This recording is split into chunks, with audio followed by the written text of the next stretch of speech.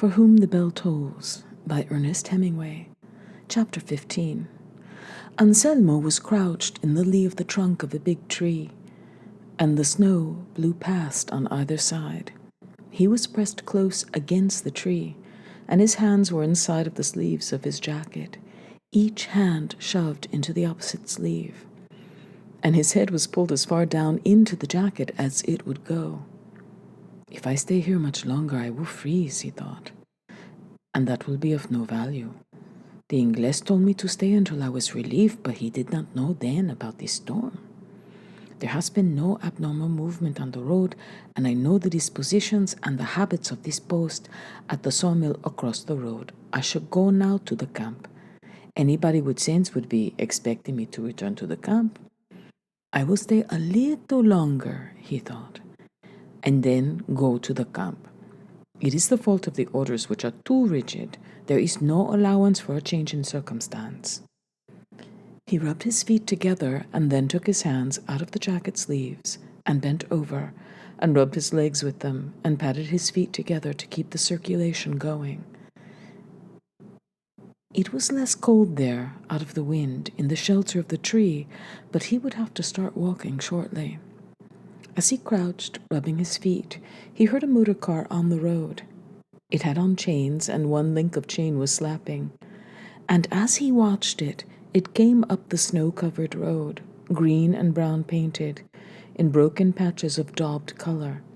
The windows blued over so that you could not see in, with only a half circle left clear in the blue for the occupants to look through. It was a 2-year-old Rolls-Royce town car, camouflaged for the use of the general staff, but Anselmo did not know that. He could not see into the car, where 3 officers sat wrapped in their capes. 2 were on the back seat, and 1 sat on the folding chair. The officer on the folding chair was looking out of the slit in the blue of the window as the car passed, but Anselmo did not know this. Neither of them saw the other. The car passed in the snow directly below him. Anselmo saw the chauffeur, red-faced and steel-helmeted, his face and helmet projecting out of the blanket cape he wore. And he saw the forward jut of the automatic rifle the orderly who sat beside the chauffeur carried. Then the car was gone up the road, and Anselmo reached into the inside of his jacket and took out from his shirt pocket the 2 sheets torn from Robert Jordan's notebook, and made a mark after the drawing of a motor car. It was the 10th car up for the day. 6 had come down. 4 were still up. It was not an unusual amount of cars to move upon that road, but Anselmo did not distinguish between the Fords, Fiats, Opels, Renaults, and Citroëns of the staff of the division that held the passes, and the line of the mountain, and the Rolls-Royces, Lancias, Mercedes, and Isotas of the general staff. This was the sort of distinction that Robert Jordan should have made, and, if he had been there instead of the old man, he would have appreciated the significance of these cars which had gone up. But he was not there, and the old man simply made a mark for a motor car going up the road on the sheet of notepaper. Anselmo was now so cold that he decided he had best go to camp before it was dark. He had no fear of missing the way, but he thought it was useless to stay longer, and the wind was blowing colder all the time, and there was no lessening of the snow. But when he stood up and stamped his feet and looked through the driving snow at the road, he did not start off up the hillside, but stayed, leaning against the sheltered side of the pine tree. The Inglés told me to stay, he thought. Even now he may be on the way here, and if I leave this place he may lose himself in the snow searching for me. Oh, through this war we have suffered from a lack of discipline and from the disobeying of orders, and I will wait a while still for the Inglés. But if he does not come soon, I must go in spite of all orders, for I have a report to make now, and I have much to do in these days, and to freeze here is an exaggeration, and without utility. Across the road, at the sawmill, smoke was coming out of the chimney, and Anselmo could smell it blow toward him through the snow. The fascists are warm, he thought, and they are comfortable, and tomorrow night we will kill them. It is a strange thing, and I do not like to think of it. I have watched them all day, and they are the same men that we are. I believe that I could walk up to the mill and knock on the door and I would be welcome, except that they have orders to challenge all travelers and ask to see their papers. It is only orders that come between us. Those men are not fascists. I call them so, but they are not. They are poor men, like we are. They should never be fighting against us, and I do not like to think of the killing. These at these posts are Gallegos. I know that from hearing them talk this afternoon. They cannot desert because if they do, their families will be shot. Gallegos are either very intelligent or very dumb and brutal. I have known both kinds. Lister is a Gallego from the same town as Franco. I wonder what these Gallegos think of the snow now at this time of year. They have no high mountains such as these, and in their country it always rains and it is always green. A light showed in the window of the sawmill, and Anselmo shivered and thought, damn that Ingles! There are the Gallegos warm and in a house here in our country, and I am freezing behind a tree and we live in a hole in the rocks like beasts in the mountain. But tomorrow, he thought, the beasts will come out of their hole, and these that are not so comfortable will die warm in their blankets. As those who died in the night we raided Otero, he thought. He did not like to remember Otero. In Otero, that night was when he first killed, and he hoped he would not have to kill in this of the suppressing of these posts.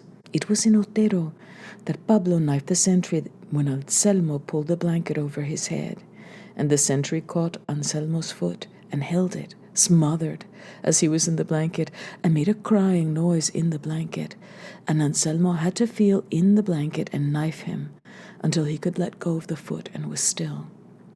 He had his knee across the man's throat to keep him silent, and he was knifing into the bundle when Pablo tossed the bomb through the window into the room where the men of the post were all sleeping. And when the flash came, it was as though the whole world burst red and yellow before your eyes. And 2 more bombs were in already. Pablo had pulled the pins and tossed them quickly through the window. And those who were not killed in their beds were killed as they rose from bed when the second bomb exploded. That was in the great days of Pablo, when he scourged the country like a Tartar, and no fascist post was safe at night. And now, he is as finished and as ended as a boar that has been altered, Anselmo thought. And when the altering has been accomplished and the squealing is over, you cast the 2 stones away, and the boar, that is a boar no longer, goes snouting and rooting up to them and eats them. No, he is not that bad. Anselmo grinned. One can think too badly even of Pablo, but he is ugly enough and changed enough. It is too cold, he thought, that the English should come and that I should not have to kill in this of the posts. These 4 Gallegos and their corporal are for those who like the killing. The English said that, and I will do it if it is my duty, but the English said that I would be with him at the bridge and that this would be left to others. At the bridge, there will be a battle, and if I am able to endure the battle, then I will have done all that an old man may do in this war. But let the English come now, for I am cold, and to see the light in the mill where I know the Gallegos are warm makes me colder still. I wish that I were in my own house again and that this war were over. But you have no house now, he thought. We must win this war before you can ever return to your house. Inside the sawmill, one of the soldiers was sitting on his bunk and greasing his boots. Another lay in his bunk sleeping. The third was cooking, and the corporal was reading a paper. Their helmets hung on nails driven into the wall, and their rifles leaned against the plank wall. What kind of country is this where it snows when it is almost June? The soldier who was sitting on the bunk said. It is a phenomenon, the corporal said. We are in the moon of May. The soldier who was cooking said, the moon of May has not yet terminated. What kind of a country is it where it snows in May? The soldier on the bunk insisted. In May, snow is no rarity in these mountains, the corporal said. I have been colder in Madrid in the month of May than in any other month. And hotter too, the soldier who was cooking said. May is a month of great contrast in temperature, the corporal said. Here in Castile, May is a month of great heat, but it can have much cold. Or rain, the soldier on the bunk said. In this past May, it rained almost every day. It did not, the soldier who was cooking said. And anyway, this past May was the moon of April. One could go crazy listening to thee and thy moons, the corporal said. Leave these after moons alone. Anyone who lives either by the sea or by the land knows that it is the moon and not the month which counts, the soldier who was cooking said. Now, for example, we have just started the moon of May, yet it is coming on June. Why then do we not get definitely behind in the seasons? The corporal said. The whole proposition gives me a headache. You are from a town, the soldier who was cooking said. You are from Lugo. What would you know of the sea or of the land? One learns more in a town than you analphabetos learn in thy sea or thy land. In this moon, the first of the big schools of sardines come, the soldier who was cooking said. In this moon, the sardine boats will be outfitting and the mackerel will have gone north. Why are you not in the navy if you come from Noya? The corporal asked. Because I am not inscribed from Noya, but from Negria, where I was born. And from Negria, which is up the river Tambre, they take you for the army. Worse luck, said the corporal. Do not think the navy is without peril. The soldier who was sitting on the bunk said, even without the possibility of combat, that is a dangerous coast in the winter. Nothing can be worse than the army, the corporal said. And you a corporal, the soldier who was cooking said. What a way of speaking is that? Nay, the corporal said. I mean for dangers. I mean the endurance of bombardments, the necessity to attack, the life of the parapet. Here we have little of that, the soldier on the bunk said. By the grace of God, the corporal said. But who knows when we will be subject to it again? Certainly we will not have something as easy as this forever. How much longer do you think we will have this detail? I don't know, the corporal said, but I wish we could have it for all of the war. 6 hours is too long to be on guard, the soldier who was cooking said. We will have 3-hour watches as long as this storm holds, the corporal said. That is only normal. What was all those stuffed cars? The soldier on the bunk asked. I did not like the look of those stuffed cars. Nor I, the corporal said. All such things are of evil omen. And aviation, the soldier who was cooking said. Aviation is another bad sign. But we have formidable aviation, the corporal said. The Reds have no aviation such as we have. Those planes this morning were something to make any man happy. I have seen the red planes when they were something serious, the soldier on the bunk said. I have seen those 2 motor bombers when they were a horror to endure. Yes, but they are not as formidable as our aviation, the corporal said. We have an aviation that is insuperable. This was how they were talking in the sawmill, while Anselmo waited in the snow, watching the road and the light in the sawmill window. I hope I am not for the killing, Anselmo was thinking. I think that after the war there will have to be some great penance done for the killing. If we no longer have religion after the war, then I think there must be some form of civic penance organized that all may be cleansed from the killing, or else we will never have a true and human basis for living. The killing is necessary, I know, but still, The doing of it is very bad for a man. And I think that after all this is over and we have won the war, there must be a penance of some kind for the cleansing of us all. Anselmo was a very good man, and whenever he was alone for long, and he was alone much of the time, the problem of the killing returned to him. I wonder about the Inglés, he thought. He told me that he did not mind it, yet he seems to be both sensitive and kind. It may be that in the younger people it does not have an importance. It may be that in foreigners, or in those who have not had our religion, there is not the same attitude, but I think anyone doing it will be brutalized in time. And I think that even though necessary, it is a great sin, and that afterwards we must do something very strong to atone for it. It was dark now, and he looked at the light across the road and shook his arms against his chest to warm them. No, he thought. He would certainly leave for the camp, but something kept him there beside the tree above the road.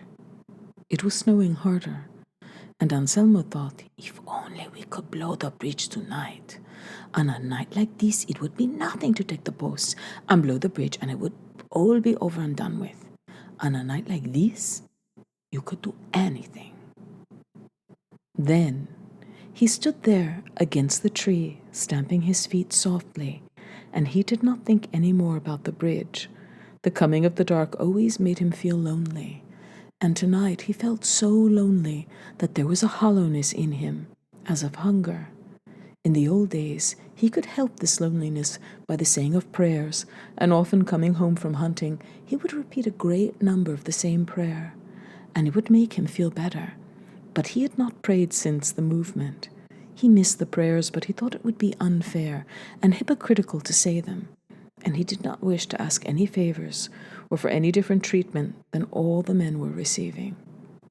No, he thought, I am lonely, but so are all the soldiers and the wives of all the soldiers and all those who have lost families or parents. I have no wife, but I am glad that she died before the movement. She would not have understood it. I have no children, and I never will have children. I am lonely in the day when I am not working, but when the dark comes, it is a time of great loneliness. But one thing I have that no man nor any god can take from me, and that is that I have worked well for the Republic. I have worked hard for the good that we will all share later. I have worked my best from the first of the movement, and I have done nothing that I am ashamed of. All that I am sorry for is the killing, but surely there will be an opportunity to atone for that, because for a sin of that sort, that so many bear, certainly some relief will be devised. I would like to talk with the Inglés about it, but being young, it is possible that he might not understand. He mentioned the killing before, or was it I that mentioned it? He must have killed much, but he shows no signs of liking it. In those who like it, there is always a rottenness.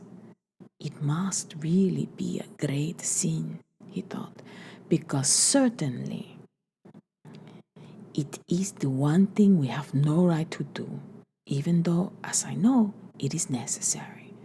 But in Spain, it is done too lightly and often without true necessity, and there is much quick injustice which afterward can never be repaired. I wish I did not think about it so much, he thought. I wish there were a penance for it that one could commence now, because it is the only thing I have done in all my life that makes me feel badly when I am alone. All the other things are forgiven, or one had a chance to atone for them by kindness or in some decent way, but I think this of the killing must be a very great sin, and I would like to fix it up. Later on, there may be certain days that one can work for the state or something that one can do that will remove it. It will probably be something that one pays in the days of the church, he thought, and smiled. The church was well organized for sin. That pleased him, and he was smiling in the dark when Robert Jordan came up to him. He came silently, and the old man did not see him until he was there. Hola, viejo, Robert Jordan whispered and clapped him on the back. "How's the old one?" "Very cold," Anselmo said. Fernando was standing a little apart, his back turned against the driving snow. "Come on," Robert Jordan whispered. "Get on up to the camp and get warm. It was a crime to leave you here so long." "That is their light," Anselmo pointed. "Where's the sentry?" "You do not see him from here. He is around the bend." "The hell with him," Robert Jordan said. "You tell me at camp. Come on, let's go." "Let me show you," Anselmo said. "I'm going to look at it in the morning," Robert Jordan said. "Here, take a swallow of this." He handed the old man his flask. Anselmo tipped it up and swallowed. He said and rubbed his mouth. "It is fire." "Come on," Robert Jordan said in the dark. "Let us go." It was so dark now, you could only see the lakes blowing past and the rigid dark of the pine trunks. Fernando was standing a little way up the hill. "Look at that cigar store Indian," Robert Jordan thought. "I suppose I have to offer him a drink." "Hey, Fernando," he said as he came up to him. "A swallow?" "No," said Fernando. "Thank you." "Thank you, I mean." Robert Jordan thought, "I'm glad cigar store Indians don't drink. There isn't too much of that left. Boy, I'm glad to see this old man," Robert Jordan thought. He looked at Anselmo and then clapped him on the back again as they started up the hill. "I'm glad to see you, viejo," he said to Anselmo. "If I ever get gloomy, when I see you, it cheers me up. Come on, let's get up there." They were going up the hill in the snow. "Back to the palace of Pablo," Robert Jordan said to Anselmo. It sounded wonderful in Spanish. "El Palacio del Miedo," Anselmo said. "The Palace of Fear." "La Cueva de los Huevos Perdidos," Robert Jordan capped the other happily. "The Cave of the Lost Eggs." "What eggs?" Fernando asked. "A joke," Robert Jordan said. "Just a joke. Not eggs, you know. The others." "But why are they lost?" Fernando asked. "I don't know," said Robert Jordan. "Take a book to tell you. Ask Pilar." Then he put his arm around Anselmo's shoulder and held him tight as they walked and shook him. "Listen," he said. "I'm glad to see you here. You don't know what it means to find somebody in this country in the same place they were left." It showed what confidence and intimacy he had, that he could say anything against the country. "I am glad to see thee," Anselmo said, "but I was just about to leave." "Like hell you were," Robert Jordan said happily. "You'd have frozen first." "How was it up above?" Anselmo asked. "Fine," Robert Jordan said. "Everything is fine." He was very happy with that sudden rare happiness that can come to anyone with a command in a revolutionary army. The happiness of finding that even one of your flank holds. If both flanks ever held, I suppose it would be too much to take, he thought. I don't know who is prepared to stand that. And if you extend along a flank, any flank, it eventually becomes one man. Yes, one man. This was not the axiom he wanted, but this was a good man. One good man. You are going to be the left flank when we have the battle, he thought. I'd better not tell you that yet. It's going to be an awfully small battle, he thought, but it's going to be an awfully good one. Well, I always wanted to fight one on my own. I always had an opinion on what was wrong with everybody else's, from Agincourt down. I will have to make this a good one. It is going to be small, but very select. If I have to do what I think I will have to do, it will be very select indeed. "Listen," he said to Anselmo, "I'm awfully glad to see you." "And me to see thee," the old man said. As they went up the hill in the dark, the wind at their backs, the storm blowing past them as they climbed, Anselmo did not feel lonely. He had not been lonely since the Inglés had clapped him on the shoulder. The Inglés was pleased and happy, and they joked together. The Inglés said it all went well, and he was not worried. The drink in his stomach warmed him, and his feet were warming, now climbing.